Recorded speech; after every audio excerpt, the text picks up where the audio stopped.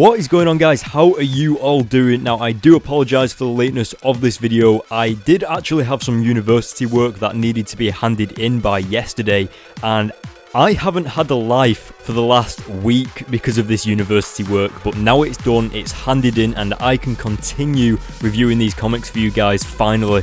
So anyway, we have Miles Morales The Ultimate Spider-Man issue 9, and as you can see by the front cover, Miles is suiting up to be a S.H.I.E.L.D. agent, or is he?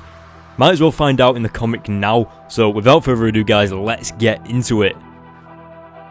Okay, so if you remember in the previous issue, we were finding out the past of Miles Morales' dad, Jefferson, and it turns out he was actually working for Nick Fury. He was undercover in the Kingpin's crime, and it's pretty crazy just what kind of secret life his dad actually has. You know, if you think about it, what are the odds of Jefferson's son, Miles, becoming the new Spider-Man? I mean, what a coincidence that is. Like, I don't know about you guys, but I kind of feel like Jefferson is some kind of secret badass. You know, it just seems like there's going to be something up his sleeve. He's got hidden connections with Nick Fury. He probably knows Nick Fury more than anybody. You know, something like that, something that's just going to pop up out of nowhere. But, of course, I do have some sort of feeling that maybe Jefferson's past is going to creep back up on him. Now, of course, Kingpin is actually dead in the Ultimate Universe. Mysterio actually blasted him out of a window in, I can't exactly remember what issue, but I think it was Ultimate Comics Spider-Man issue 3 or issue 2. But yeah, it was something along those lines where Mysterio just blasted him out of a window, and it was pretty awful. Going back to this issue and Jefferson's hidden story, we can actually see that he's sitting down with a Kingpin, and they're kind of discussing money and about the whole thing about how Jefferson has protection over his family and his brother and his mother, of course, and we begin to discover that Jefferson was part of the reason that Kingpin got to where he was. He was the Kingpin of crime. He was the master of the crime universe, and it was Jefferson that got him there, or at least helped him along the way by laying out the beatings, laying out the shootings, and I'm not entirely sure, but it seems that Jefferson did actually kill a few people, but not because he wanted to. We actually see a comic panel here of him having an argument with Nick Fury, saying that he wants to be out, he wants to leave the crime down, he wants to get the hell out of there, and Nick Fury basically just tells him, no, there's no way you can leave this. There isn't even a way out until Kingpin says there's a way out. So Jefferson is just in this until it's finished, and it gets a little bit crazy at one of the jobs.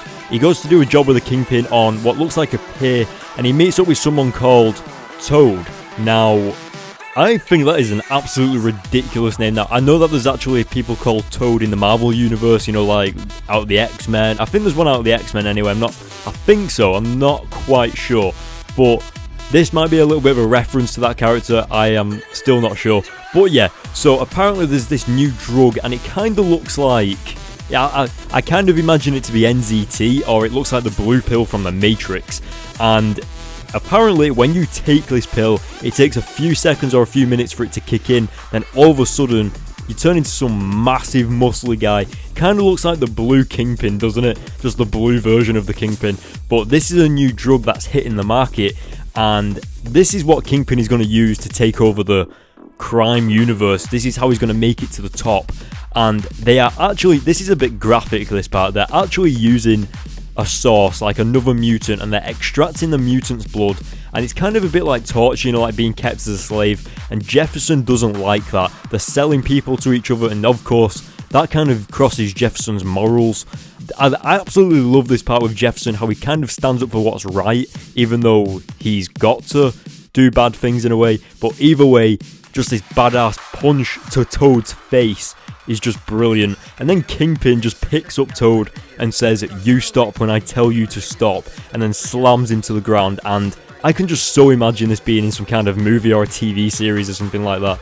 But then luckily Nick Fury and S.H.I.E.L.D. show up and start laying down the arrests on Kingpin and his crew, and they actually end up shutting down a whole mutant testing organization or something along those lines, which is pretty crazy. And something that's so awesome and unexpected, well, not unexpected, but I just didn't think would happen, was that Jefferson actually got the job offer of becoming an actual SHIELD agent, and he turned it down. He turned it down, and it was mainly because he didn't want anything to do with that side of like the world. He didn't want to be part of that, and he actually ended up going to a therapist, and that is where he met Miles' mother, and that is how the whole thing started with Miles and his mother and all that, and how he used to stay awake at night and worry that Miles is going to start to discover the real world.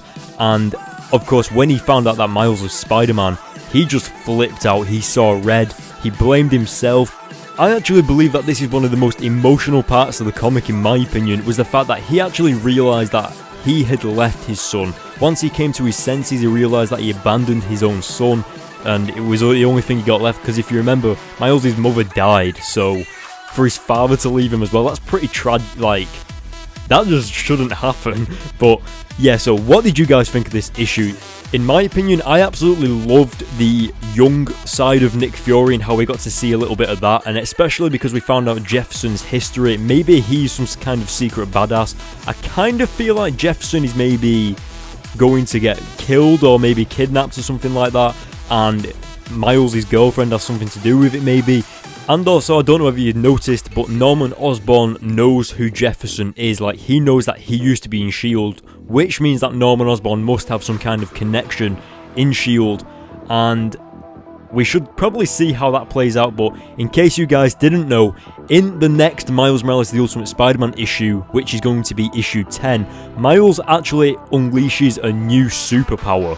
And of course, if you go to the link in the description to my Facebook page, I actually just previewed some early drawings of Ultimate Spider-Man issue 10 earlier today, and I will probably end up previewing a bit more of it later in the week, so make sure you go to my Facebook page for that. And guys, leave a comment in the comments section below. Let me know what superpower you think Miles is going to unleash. In my opinion, I think it might be along the lines of reading people's minds, or maybe when he touches someone's skin, he can like read their past or something along those lines. I don't know, I'm just making it up. But guys, make sure you hit the like button. I'm going to give this issue an 8 out of 10. I actually liked the art. I thought it was quite interesting. I didn't like it at first, but as the issues went on, I started to like it. But what did you guys think of the art as well? Make sure you hit the like button. Don't forget to hit the subscribe button and like my Facebook page, and I will see you guys in my next video.